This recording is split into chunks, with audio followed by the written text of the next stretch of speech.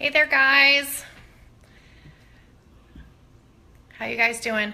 So, my name is Christina Campbell.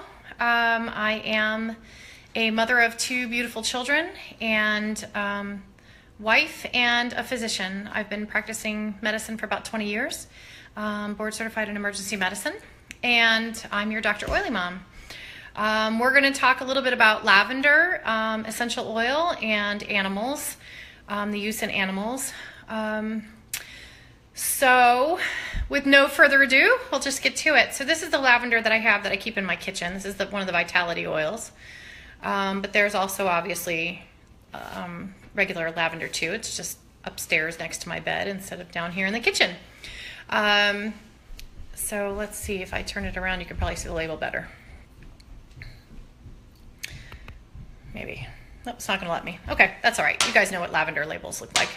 So lavender is one of those oils that lavender is actually what brought me to Young Living. So it's kind of an interesting story, and one of the things that I find very disturbing in the world of essential oils, and that is that their adulteration of these oils and synthetic adulterations and fillers and are okay. They're legal. Let's not say they're okay, because they're not okay, but they are legal. So companies can put in a bottle, in a 15 milliliter bottle, so a bigger bottle, like say lime, like this one. In a bottle like this, they can put 15% or less essential oil in it, and then they can fill it with anything they want. They can use synthetics, they can use anything. They don't have to tell you what it is, and they can still label it as 100% therapeutic. So that's the way the law is written in this country, and for better or for worse, it is what it is. And so we need to know about that. We need to know that just because it says 100% therapeutic on the label doesn't mean that it is. And the only company that I will use now is Young Living, because I know not only is it 100% therapeutic and guaranteed each time, they own their own farms. That there's the seed to seal guarantee, which I posted about earlier in this educational program. So go look at that and take it very seriously, because the oils that come out of it, just like with your food, right? The quality of your food depends on how your animals will how the animal, if we're talking about meat, whether they were pastured, whether they caged, we're talking about eggs, right? Pastured eggs, cage-free eggs are obviously so much better. There's a ton of research that shows that the vitamins and minerals that are present in those eggs are way over and above the quality of our standard caged, not so necessarily well-treated chickens, right? So same thing with essential oils. These are concentrated oils that come from pounds and pounds and pounds of plant matter. So the seed that it starts with, the soil that it's grown in, the way that it's farmed, whether there are chemicals or pesticides used, those things all matter. And so when you're talking about lavender, and the reason I brought this up is it seems like I'm off on a tangent, but I'm not really. Lavender is one of the most adulterated oils. It is one of the ones, because there are multiple different ways to create lavender or lavandin in a synthetic environment in a laboratory, essentially. And those do not have the chemical properties, the biochemistry that is helpful for your body. In fact, can even be detrimental depending on the synthetics that are used. So I want you to be aware of that. This is actually, lavender was the reason that I came to Young Living to begin with. I have a daughter. I was using Whole Foods off the shelf. I can't remember the brand name now. Lavender for her skin, for skin support for her. And I had good success, relatively good success with this over-the-counter stuff from Whole Foods. And I went to buy some more as she was having an issue I wanted to address. And when I put it on her, she had a huge reaction, like head-to-toe body reaction, and I could not understand why the exact same brand, the exact same bottle, the exact same store, why that would be the case. And of course, then I went looking, well, why would that be the case? And I started doing my research, and that's when I found out that, oh my goodness, they can put whatever they want in that bottle, and lot to lot. And so I bought a couple different bottles from different companies, and none of the lavenders smell the same.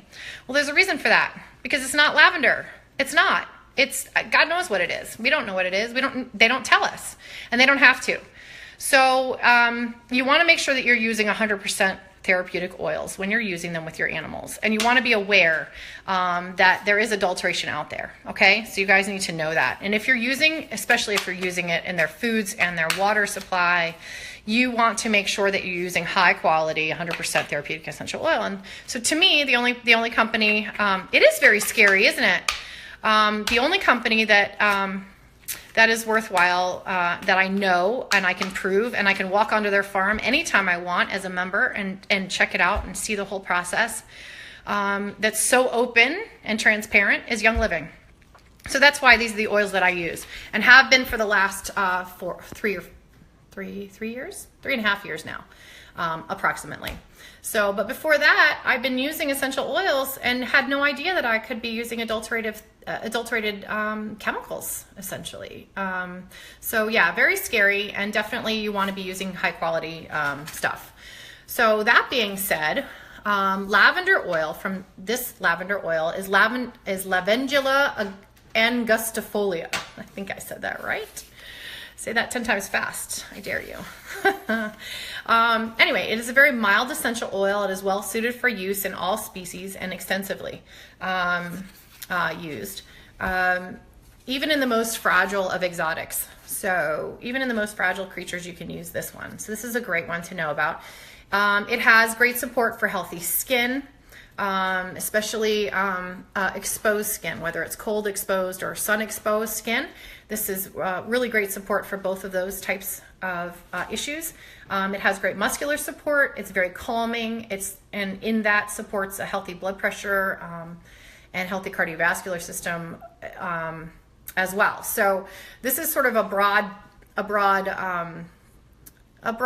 used essential oil, if you will. They use, some people will call it the Swiss Army knife of essential oils, meaning that you can kind of use it for just about everything. So that's the basics with that. We're talking about birds and exotics, the ways that you can use this. You can use it as in water diffusers, both with caging and tenting with birds. So that's kind of interesting. You can use it in the spritzer. And I know we talked about the spritzers with birds in the past, and typically you're starting at 4 drops per 4 ounces and then spritzing with the birds and exotics. But with this one, you can actually use upwards of 20 drops in the 4 ounces of distilled water. So you can use quite a bit more and get good success with more very safely. You can put it in soaking waters, pools, and aquariums. You can add it to a species-specific raindrop technique. You can pet with it, either diluted or neat, in non-avian exotics as far as the petting. With avians, though, with birds, you can put it on their perch. You can apply it to their perches, and then they'll get passive diffusion from it, and they'll also get it across the skin of their feet as they're perched. You can add it to drinking water, and you would use about a drop or a drop or 2 in 1 liter of water. And again, with food, the same type of starting recipe, a drop or 2 in a tablespoon of food, and then advance it as tolerated. And I always say, and you've probably heard me say this several times now through this program, that start low and go slow, and then monitor your animals and see how they're doing with it. You can always increase it, and that goes too for children and humans when you're using them in humans. So this is one that you can add to the animal sense ointment, and you would add about a drop per tablespoon of the animal sense. And we will talk more about the animal sense line later in this educational series, but I wanted to show it to you. So this is the animal sense ointment container, and this is a really nice ointment. It's a very thick, so this is how it looks inside the jar. It's a very thick ointment when you pull it out. So it's really good for use on topical, for barrier. So if you're putting it on cuts and sores or scrapes or areas that might be draining, something that's irritated on the skin, this is a really great ointment to create a barrier there for protecting it from the outside and helping it support healing from the inside.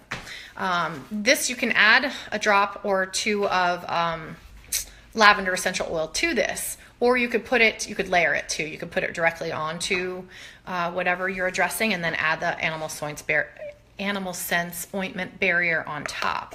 Either way will work, but I wanted to show that to you. Okay.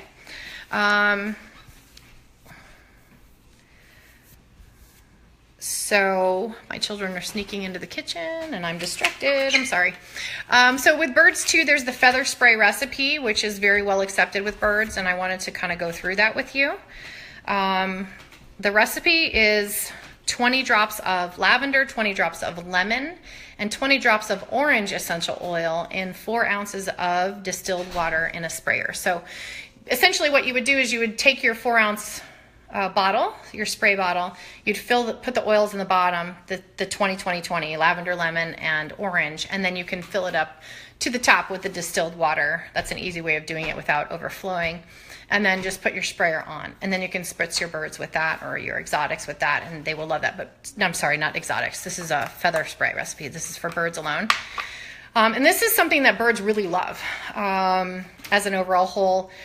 Even birds that routinely dislike having a standard traditional spray shower or spray bottle shower, a lot of times the birds will like this method. And again, if you're worried and you think maybe these numbers are kind of high, go 10-10-10. Go 5-5-5 when you first start. Start low, go slow, and then if your birds seem to enjoy it, you can always go up to the way the recipe is written, okay? And the other thing you can do with this feather spray recipe is you can actually add other essential oils. So if there is something specific that you're trying to address or another oil that you just want to add to their regimen for some reason, say for example frankincense, you could add 1 or 2 drops of frankincense to this bottle as well, and then you can use the sprayer on the birds. So that's the feather spray recipe. With cats, using lavender with cats, all the methods of diffusion can be used, of water diffusion can be used. It is a very well tolerated oil for cats and can be added to the raindrop as well as lit aroma. It can be used to pet the cat as a topical transfer, either neat or diluted. How easily are oils processed and or tolerated by the kidneys and liver? Oh, very easily. If they're 100% essential oil, then they're highly bioavailable because of the size of the chemical constituents. The size of the oils themselves are very small, and they are very, very good at attaching to the cell membrane and crossing the cell membrane. And as far as being tolerated by kidneys and liver, I have not had any issues with those problems, especially with my cat who's had kidney issues in the past, and she's not had any issues. But again, if you're nervous about it, go and look up, get the Animal Sense essential oil desk reference, which is coming out. I think it's coming out in June. In fact, it may be, I want to say the 9th. So it's coming out in just a few days. It should be released through, I think it's through Life Science Publishing. I did put a link to that, or you can get the, that's going to be a really good book. I think if it's anything like the Essential Oils in Humans book that I already have. But I haven't seen it yet because it's brand new. It hasn't been released. But that's usually a pretty good resource, and will give you an idea of toxicities to be concerned about, or other health issues to be concerned about when you're using certain oils. This Dr. Shelton's book, which I've also put a link to on this educational page, is a phenomenal book. And you can look up, and a lot of these third-party sources, you can research disease entities and how you can use essential oils with those disease entities. So it kind of gives you things to be careful of and how you can address them. I'm trying to be FDA compliant, but still give the information you want. So I'm hoping that helps, Jenna. I'm hoping that helps quite a bit for you. Yes. The Wild Animals book, is it comparable? I'm not sure which book you're talking about. Can you post a link or post a picture of the book, and I'll look at it. I'm not sure I know what book you're talking about. But I want to answer the question, and if there's a book I don't know, I want it. Okay, so let me move on before I get completely distracted. Cats. Okay, so we were talking about cats. Litter-oma petting, we talked about that. Okay, so dogs and larger animals. With lavender, any methods, you can diffuse, you can water diffuse, air diffuse, you can use it topically, you can use it with an air diffuser as well, and you can use it orally. And higher amounts can be used in these animals with this essential oil because it is so well tolerated and so safe. But again, start low and go slow, but then just know that it's a safe oil and something that you can work up to larger amounts with without too much trouble if you need to. But certainly don't if you don't need to, you don't have to. All right, so 5 to 10 drops topically is a good place to start with dogs and larger animals, and then you can increase that as needed. When you're talking about, somewhere I have these notes. I got myself distracted. Sorry. Hang on. Yeah, so when we're talking about using it orally with dogs, you can use a drop with 2 drops of V6. So if you guys don't know what V6 is, I brought my V6 bottle down here. This is actually the refill bottle. I couldn't find my original. Someone's used it, absconded with it. But this is V6, and it's a vegetable oil mix. It's a mix of several different vegetable oils together. What I like about V6 is it's very light, and it is easily absorbed in the skin. It doesn't leave a big oily residue. So that's kind of nice, especially if you're using this topically with dogs, or even orally, and they get it on themselves and then they climb up on your couch. You don't necessarily want a ton of oil on the materials on your couch or around your house. So this is a nice carrier oil blend in that it's absorbed fairly well, and so hopefully won't leave a lot of oil trails in your house. So so just know that that's a good choice. Typically it comes in a bottle more size like this, the original bottle with a little pump on the top, and this is the refill. This is the refill. Okay. So that's the V6. So 1 drop of lavender with 2 drops of V6, and then you can give 1 drop of that mixture twice a day per 20 pounds of body weight of a dog or a larger animal. So that gives you the math to do, and as far as if you're giving it orally. So for instance, if you had a 60-pound dog, it'd be 3 drops. It'd be 3 drops of the mix twice a day. Okay. With horses and larger animals, you're going to use 1 drop per 200 pounds of body weight twice a day as a good starting point, and then you can monitor and adjust that from there. So I want to make sure I covered everything so I'm not posting more information after the fact, because I've been trying to get through these things and I think I tried to go too quickly and I missed some things. So no, I think I covered everything as far as lavender goes. This is actually one of my very favorite oils. Lavender is a beautiful oil. Overall supportive, very calming. It's wonderful for putting on your children's feet or diffusing in your children's room at night. My cat loves lavender, and I will sometimes even mix it with cedarwood in the diffuser, and she will come to the diffuser when I do that. She likes that. She'll typically take a nap right next to the diffuser. So it's a beautiful oil. It's a beautiful smelling oil, and very versatile.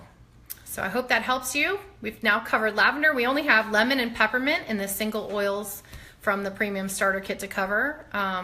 Perhaps later today, I have to get about my day and get some things done around the house, and probably go talk to my children a little bit, since I've been having them be quiet, and they've been so good. They've been so good since I asked them to let me do these videos, so I have to go spend some time with them. Jenna, definitely post a link to that animals book. I want to check that out, okay? And then I'll try and answer that question and let you know. If I don't think it's a book that I have, though, but I'll look it up. Thanks a lot, everyone. Have a great day, and we'll talk lemon and peppermint oils a bit later.